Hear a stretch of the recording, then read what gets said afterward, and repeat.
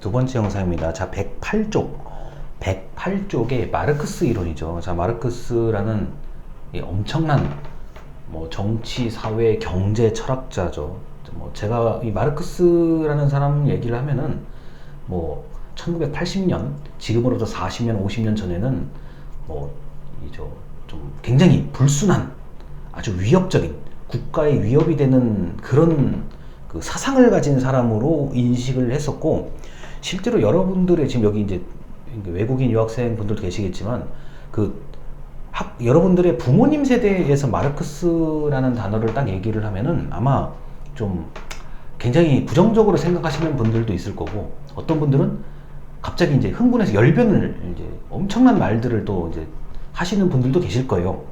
자, 근데 이 마르크스는 일단 제가 볼 때는 본인의 머릿속에서 거의 모든 거를 다 얘기를 해요. 제가 보기에는 종교부터 철학, 정치, 경제, 사회 온갖 거를 다 얘기를 했던 사람이기도 하고, 그 자본주의의 모순과 그 나쁜 점을 정확하게 포착을 합니다.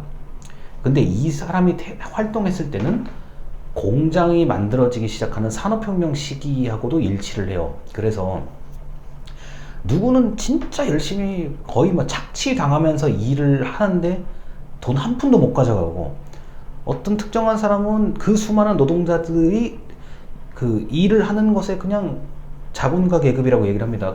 다 가져가고, 이 격차가 심해진다는 거를 이제 본 거예요, 본인의 입장에서는. 그래서 엄청난 이야기들을 많이 합니다. 그래서 그러다 보니까 이제 노동자가 자, 사회를 이제 이끌어가는, 지배하는 그런 세상을 이상향으로 본 거죠. 자, 그래서 이게 시대의 지난 이론이라고 얘기하시는 분들도 많은데, 저 개인적으로 봤을 때는 그거는 그 말씀대로 맞는 거고, 이렇게 사회의 모순? 그리고 좀 사람들이 이렇게 알고 싶지 않아 하는 거? 이런 거를 잘 찾아낸 거에 대해서는 굉장히 높이 평가합니다. 왜냐하면 저도 살아가면서 저라는 개인도 보고 싶지 않고 듣고 싶지 않은 것들이 있거든요. 그리고 굳이 저렇게까지 살아야 될까?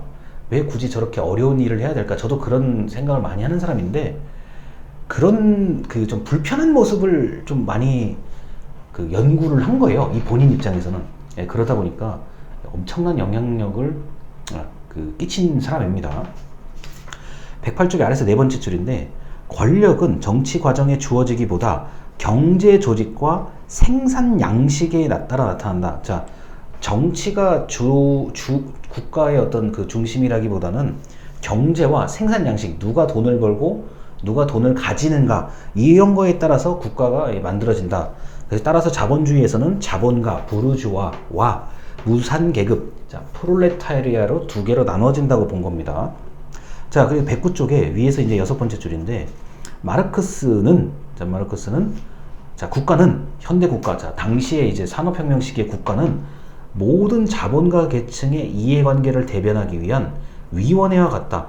자, 국가는 자본가 계층이 하라는 대로 다 받들어 모시는 그런 역할을 한다고 이제 생각을 한 거예요. 왜냐면은 노동자가 아무리 열심히 일을 하고 해도 결국에는 못 먹고 못 살고, 자, 특정한 자본가 계층한테 모든 그 자본이 다 집중되기 시작하죠. 그런데 이제 국가 입장에서는 이런 노동자들을 대변하는 게 아니라 오히려 자본가를 대변한다는 겁니다. 그래서 마르크스는 그거를 보고, 자, 국가는 자본가 계층을 대변하기 위한 하나의 위원회 조직에 불과하다, 굉장히 강력하게 비판을 합니다. 자, 그래서 이 얘기가 이제 산업혁명 시기에는 사실 적중을 하는 얘기들이죠. 자, 그렇게 얘기를 하는데, 이제 뒷장에 이제 이런 얘기들이 있어요. 위에서 110쪽에 위에서 한 10번째 줄에 이런 얘기가 있습니다. 읽어드릴게요. 자본주의 국가는, 자, 자본가 계층, 부르주아와 노동자 계층, 프롤레타리아로 양분된 계급사회인데, 국가는 자본가 계층으로부터 어느 정도 자유로울 수 있는 자율성을 가지고 있고, 국가는 자율성을 가지고 있기 때문에 어느 정도 노동자 계급, 프롤레타리아의 이해를 대변하는 그런 역할도 한다. 라고 얘기를 합니다. 자, 이게 무슨 말이냐? 마르크스라는 사람이 원체 많은 얘기를 해놓으신 분이라 가지고, 야, 국가는 자본가 계급을 대변하는 그런 존재야. 굉장히 비판하는 게 이제 그런 이제 주장이 있고, 약간 다르게 국가가 자본가 계급을, 부르주아를 대변하고 감싸는 거는 맞는데, 가끔은 국가도 노동자 계층을 대변하기도 해. 라고 이제 얘기를 하는 그런 주장들도 있어요. 다시 말해서, 국가가 자본가 계층을 뭐 보호하고 이렇게 하는 건 맞는데, 가끔은 그 자본가 계층의 요구에도 불구하고 그걸 듣지 않고 노동자 계급 프롤레타리아의 이해관계를 대변할 수도 있어. 이게 두 가지의 이론이, 이게 다 마르크스 이론입니다. 자, 그래서 이런 주장을 하는데 다 맞는 얘기예요. 다 맞는 얘기고, 왜 이제 그러면은 가끔은 노동자 계층을 대변을 하느냐? 만약에 이 머릿수로는 노동자 계층이 압도적으로 많아요.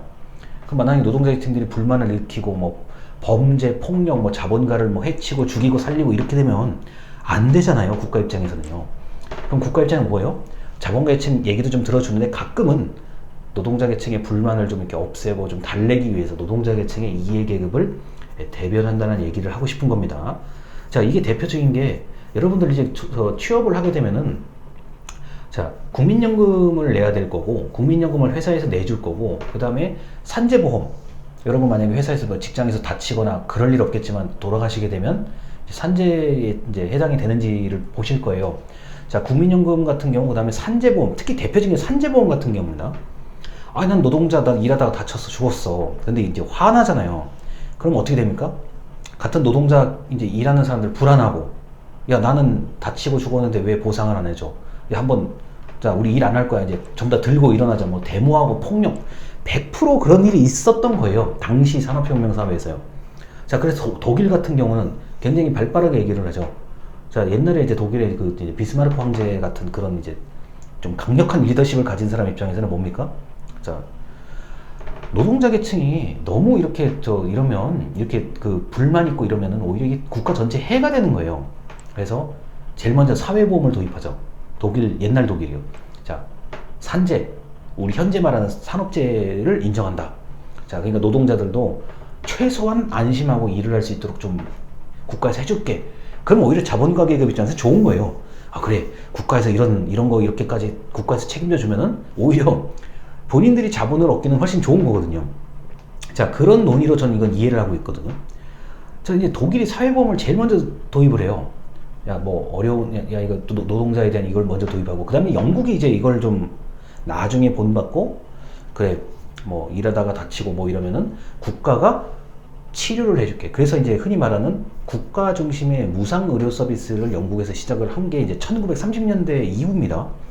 뭐 전쟁에서 나가서 다치고 왔어, 죽었어. 야, 죽으면 어떡하지? 가족들은 결혼했던 결혼하고 아니 아이가 있고 부인이 있고, 그 당시에는 이제 전쟁을 남자만 한다고 가정을 했으니까요. 자, 그럼 먹고 살기는 해줘야지.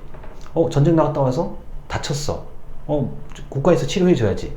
자, 산업재해에 대한 것도 이제 인정을 하기 시작하죠. 이 사람은 일하다가 다쳤어. 그러면은 월급을 아픈 동안에는 월급을 못 받는다. 그대로 그냥 방치해버리면 들고 일어난다. 야, 해주자. 정부에서 해야 된다.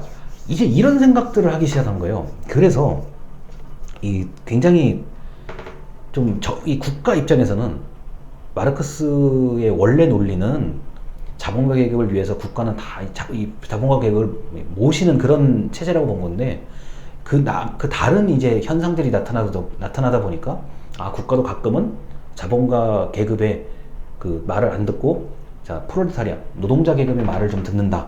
이해관계를 대변해준다. 이렇게 얘기를 한 겁니다. 자, 그래서 무산계층에서 이제 요 얘기요. 무산계층, 프롤레타리아, 노동자 계층에서 지식인이 좀 나와야 된다. 좀 요새 말로 깨어있는 사람, 이제 문제의식이 있는 사람, 철학이 있는 사람이 나와서 이 노동자 계급을 대표해서 이 노동자 계급을 위해서 좀 뭔가 일을 하고, 그 다음에 마르크스의 이제 이상적인 얘기요. 노동자 계급이 지배하는 사회가 돼야 된다라고 얘기를 하죠. 자, 그리고 뭐 마르크스의 이 개인이 봤을 때는 이제 지식인이 굉장히 중요한데, 맨날 일하기도 바쁘고 뭐 아프고 뭐 죽을 때까지 일만 해야 되는 이런 그 사람들 중에서 지식인이 나오기가 굉장히 어렵다는 걸 자기도 알아요. 이 본인도 알았던 거예요. 그런데도 불구하고 끊임없이 문제의식, 철학, 교육, 너희도 이제 노동자들이 깨어나야 이런 그 부르주아 이 계층을 엎을 수 있다고 본 거예요. 요새 흔히 하는 말로 이걸 뒤집어 엎을 수 있다고 본 거예요.